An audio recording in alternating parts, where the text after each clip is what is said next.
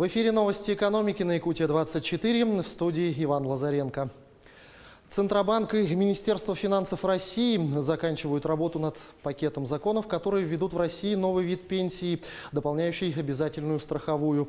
Негосударственная пенсия будет формироваться в виде индивидуального пенсионного капитала и, по сути, заменит нынешнюю систему пенсионных накоплений. Одно из главных отличий нынешней накопительной системы и новой в том, что индивидуальный пенсионный капитал – это собственность работника. Это дает ряд преимуществ. Например, пенсионный капитал можно будет потратить на лечение. Речь идет о действительно тяжелых, угрожающих жизни заболеваниях. Будет утвержден фиксированный список, который подготовит Минздрав. Единственное ограничение, чтобы исключить обналичивание денег, потратить их можно будет исключительно на оплату счетов, выставленных медицинской организацией. Продолжая тему, граждане предпенсионного возраста смогут пройти тест по профориентации. Речь идет о тех, кто обратился к государству по поводу переобучения. Новая услуга позволит россиянам определиться с выбором специальности и при необходимости сменить ее. По мнению экспертов, наибольший спрос будет на вакансии специалистов колл-центров, розничной торговли или в сфере административно-хозяйственной деятельности. Благодаря программе бесплатного профобучения повысить свою квалификацию смогут около 450 тысяч пожилых россиян. Создание Центра мониторинга и управления сетью связи общего пользования в рамках законопроекта о защите Рунета от внешних угроз обойдется России в 2 миллиарда рублей. Из них на создание Центра 600 миллионов выделят уже в этом году, почти 700 миллионов в 2020 и порядка 550 в 2021 году. На создание программно-аппаратных средств, необходимых для функционирования Центра, специалистам дали год.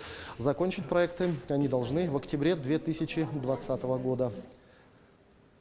Ну а интернет-поисковик Google начал удалять из результатов поиска сайты, которые запрещены в России.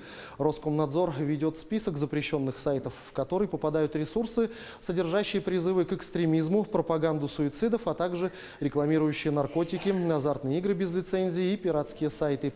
В компании Google уточняют, что удаление происходит не автоматически. Компания изучает основания, по которым сайт был признан запрещенным.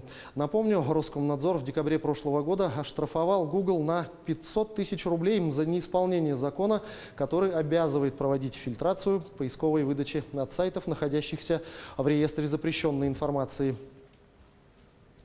По итогам работы в прошлом году Теплоэнергосервис получил 137 миллионов рублей с потребителей-должников.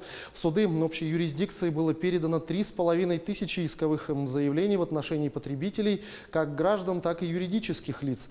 А на сегодняшний день задолженность потребителей за потребленные коммунальные ресурсы перед компанией Теплоэнергосервис составляет более 745 миллионов рублей. Из них 210 миллионов должны управляющие компании ТСЖ и 325 миллионов рублей населения.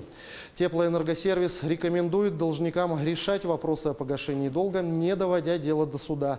В случае, если нет возможности оплатить всю задолженность сразу, энергетики предлагают заключить, например, соглашение о реструктуризации долга.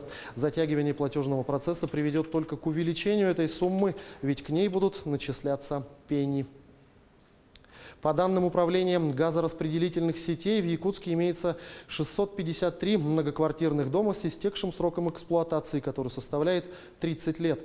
Согласно действующим законам, подобные дома должны пройти техническую диагностику на предмет оценки фактического состояния дома и пригодности к дальнейшей эксплуатации внутридомового и внутриквартирного газового оборудования. Проводить проверки должны экспертные организации, с которыми заключают договор управляющие компании и ТСЖ. На данный момент такие договоры заключили всего 310 домов из 653. Что касается тех домов, где договоры отсутствуют, то абонентам направляются уведомления на необходимости прохождения техдиагностики. А делается это ради безопасности самих жильцов. Бесконечное оттягивание ремонта изношенного оборудования может привести к крупным трагическим событиям. Уведомлять будут дважды – за 40 и 20 дней до крайнего срока. Если за этот период договоры о проведении техдиагностики не будут заключены, вплотную встанет вопрос об ограничении поставок газа. На этом у меня пока все. Оставайтесь в курсе экономических событий на Якутия-24.